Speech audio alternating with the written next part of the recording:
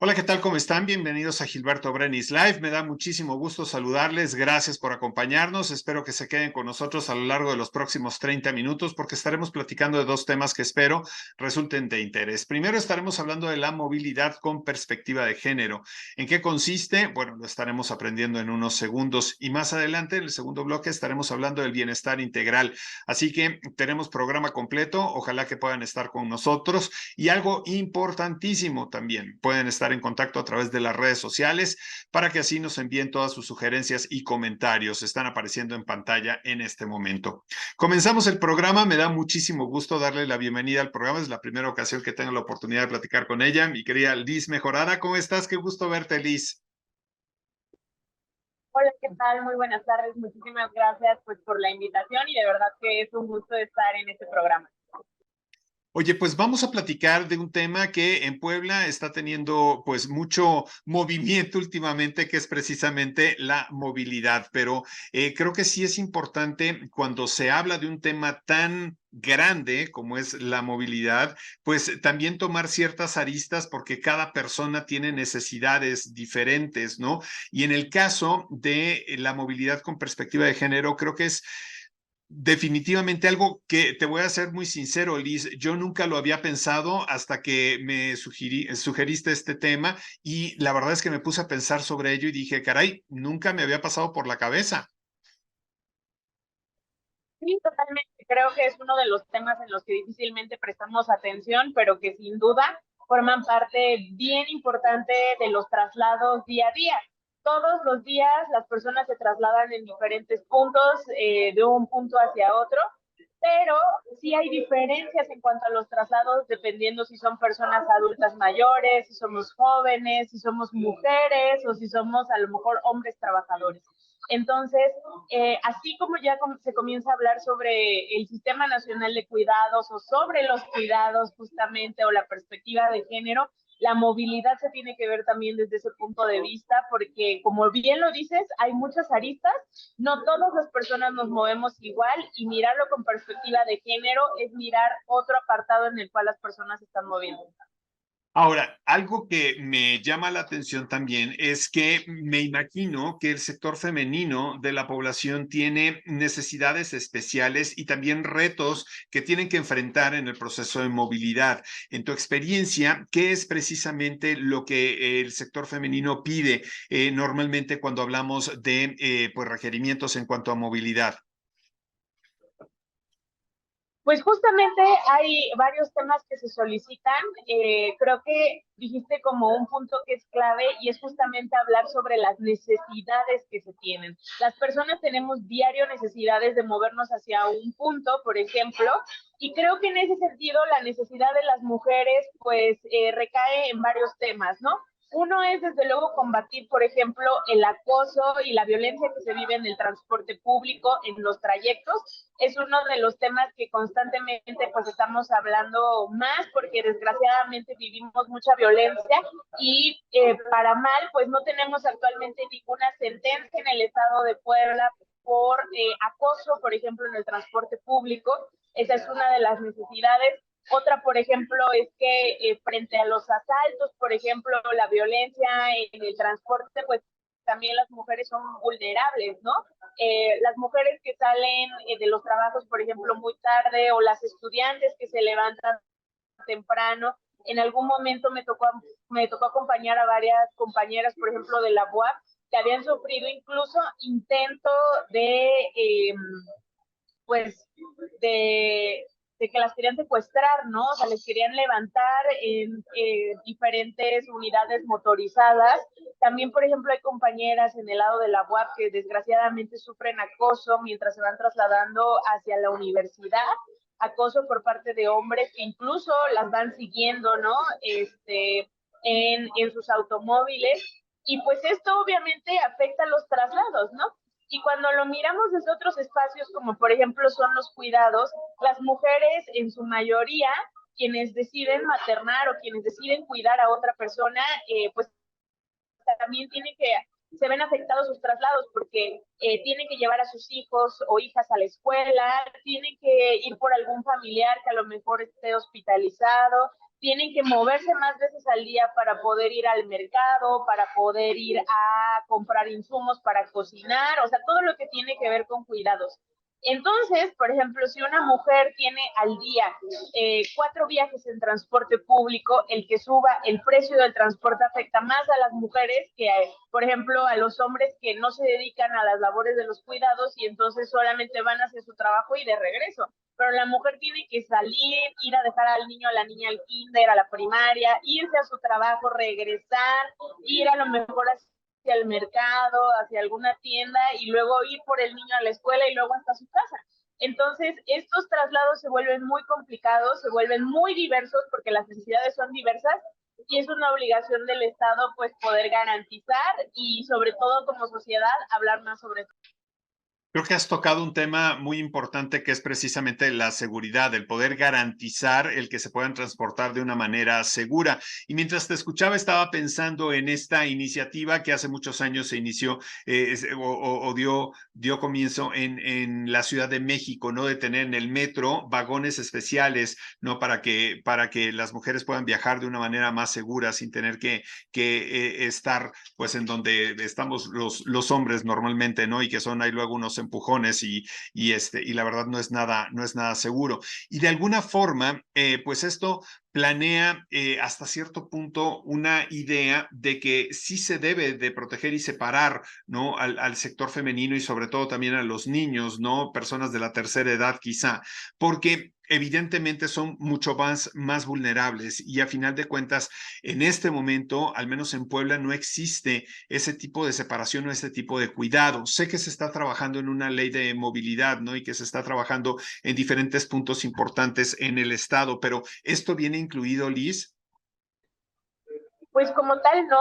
Creo que son algunos de los puntos que necesitamos resolver, sobre todo porque lo que está sucediendo ahorita es que tenemos una discusión sobre la ley de movilidad y en efecto, pues estos temas competen a otra legislación que es la ley de transporte, que ya fue aprobada y que pues ya justamente se aprobó hace prácticamente más de un año, pero para bien, ahorita que estamos en la discusión de la ley de movilidad, hay una fuerte necesidad que fue reflejo en las consultas, porque el 60% de las personas que participaron en las consultas hablaron sobre transporte público.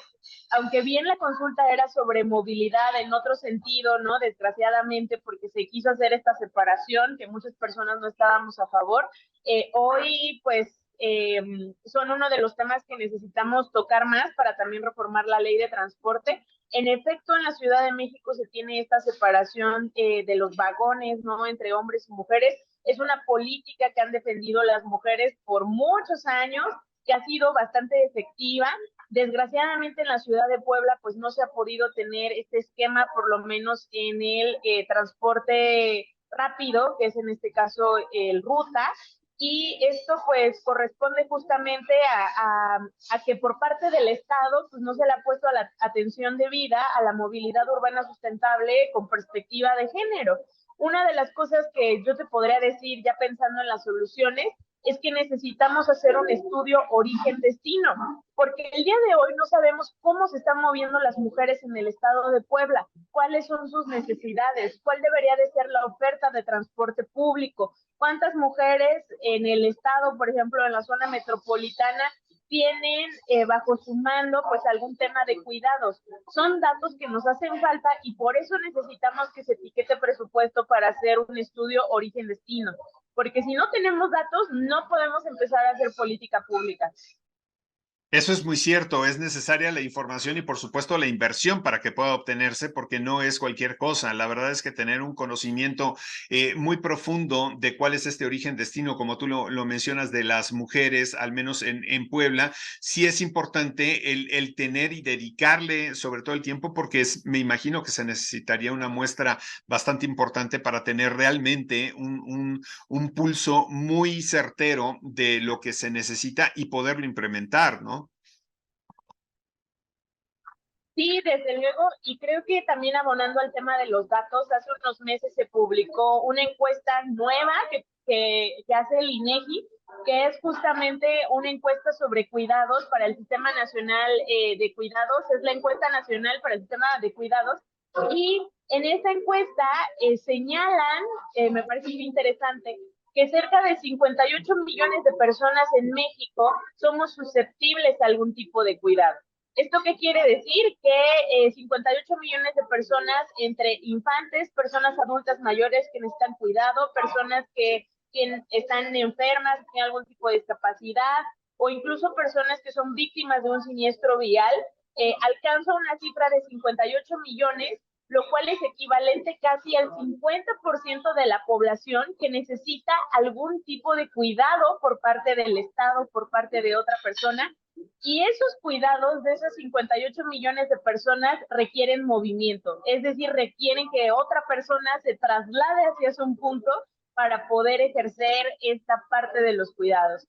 Entonces, nos habla un poco de las dimensiones de este problema y por eso es que necesitamos pues ponerle atención al tema de verlo con perspectiva de género, porque en este país quienes más cuidan son las mujeres y eso también es un reflejo que se señala en esta nueva encuesta del INEGI.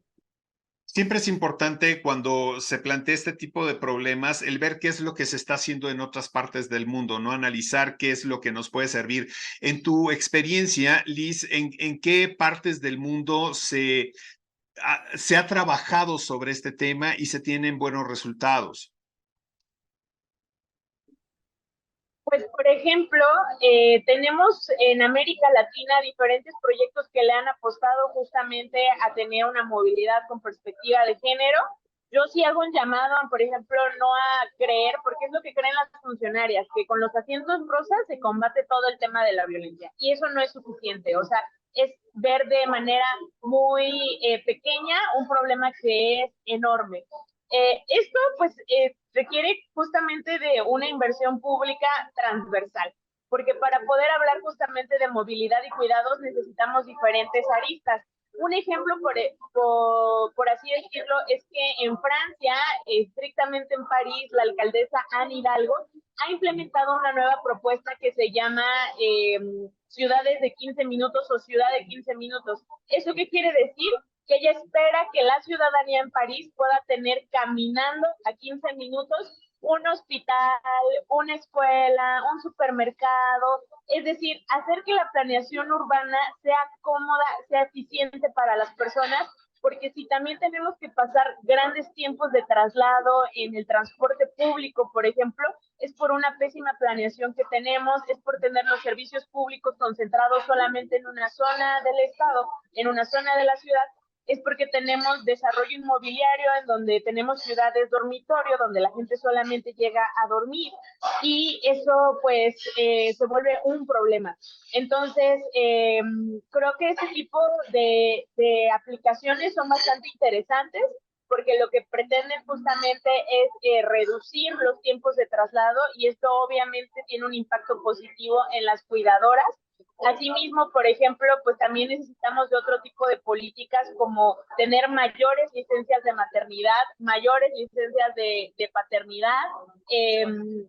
Y, por ejemplo, algo que podemos hacer al alcance, o sea, ya el día de hoy, es que para tener una movilidad de cuidados, por ejemplo, en el ruta necesitamos tener más unidades, porque si hoy las mujeres vivimos acoso, pues es porque estamos en unidades en donde hay un buen de gente y estamos abrazadas. Y una manera preventiva de poder combatir el acoso en el transporte público y las agresiones sexuales es que ya las personas no vayan aplastadas como sardinas, sino que tengamos más unidades que estén pasando con más tiempo, ¿no? Que no tarde tanto tiempo en pasar, es decir, con una pues mayor movilidad y por el otro lado que no se propague o no se promueva que las personas vayan aplastadas. Eso es algo que se puede hacer ya.